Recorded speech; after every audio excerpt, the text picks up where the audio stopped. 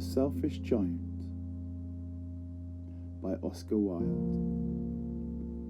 Every afternoon, as they were coming home from school, the children used to go and play in the giant's garden. It was a large, lovely garden with soft green grass.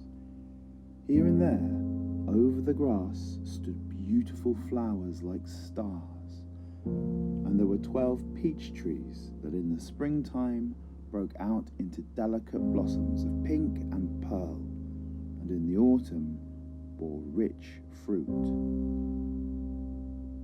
The birds sat on the trees and sang so sweetly that the children used to stop their games in order to listen to them. "How happy we are here," they cried to each other. One day the giant came back. He had been to visit his friend the Cornish ogre. "What are you doing here?" he cried in a very gruff voice, and the children ran away. "My own garden is my own garden," said the giant. "Anyone can understand that, and I will allow nobody to play in it but myself." So he built a high wall around his garden and put up a notice board which read, "Trespassers will be prosecuted." He was a very selfish giant. The poor children had nowhere to play.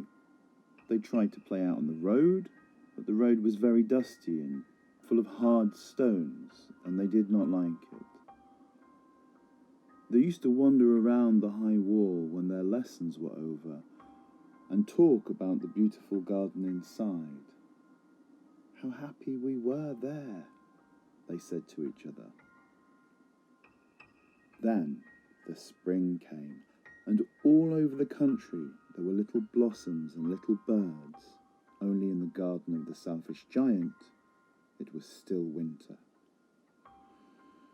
The birds did not care to sing in it, as there were no children, and the trees forgot to blossom.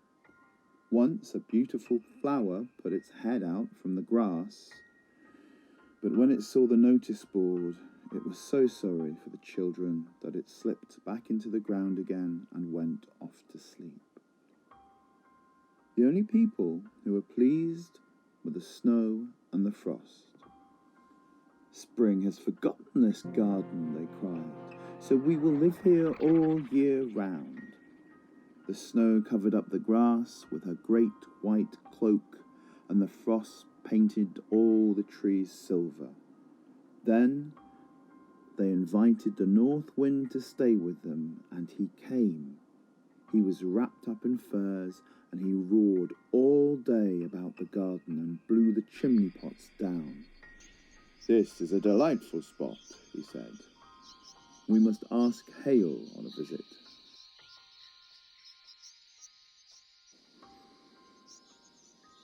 So the hail came. Every day for 3 hours he rattled on the roof of the castle till he broke most of the slates, and then he ran round and round the garden as fast as he could go.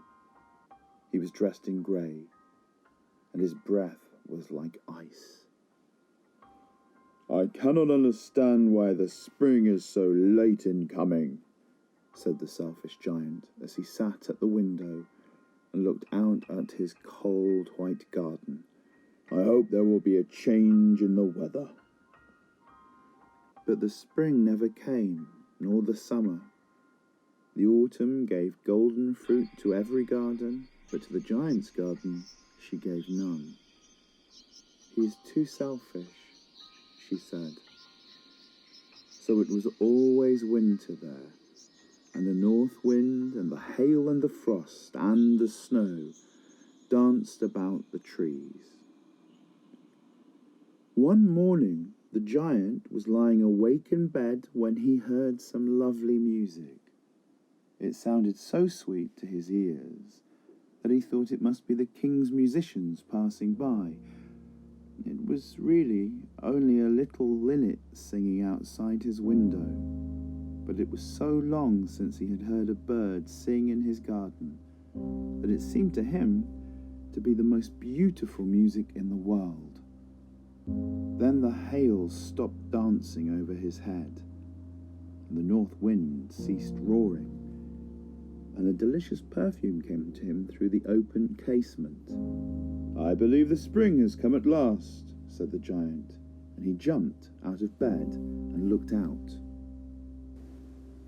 What did he see? He saw a most wonderful sight. Through a little hole in the wall the children had crept in, and they were sitting in the branches of the trees.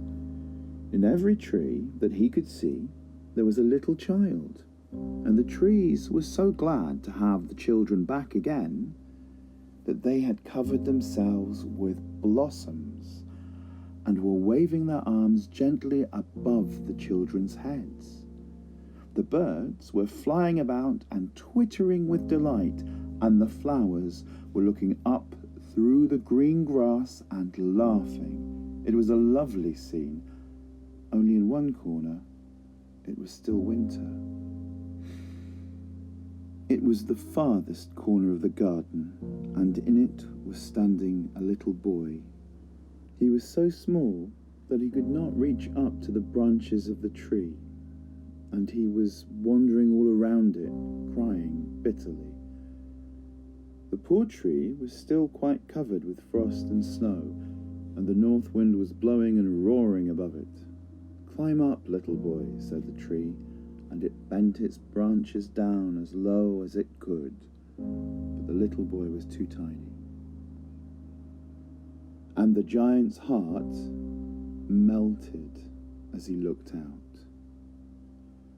"How selfish I have been," he said. "Now I know why the spring would not come here.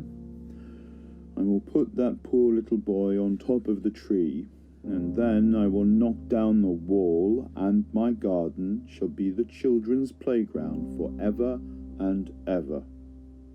He was very sorry for what he had done. So he crept downstairs and opened the front door quite softly and went out into the garden. But when the children saw him, they were so frightened they all ran away, and the garden became winter again. Only the little boy did not run, for his eyes were so full of tears that he did not see the giant coming. And the giant stole up behind him and took him gently in his hand and put him up into the tree. And the tree broke at once into blossom, and the birds came and sang on it. And the little boy stretched out his 2 arms and flung them round the giant's neck and kissed him. And the other children, when they saw the giant was not wicked any longer, came running back, and with them came the spring. "It is your garden now, little children," said the giant, and he took a great axe and knocked down the wall.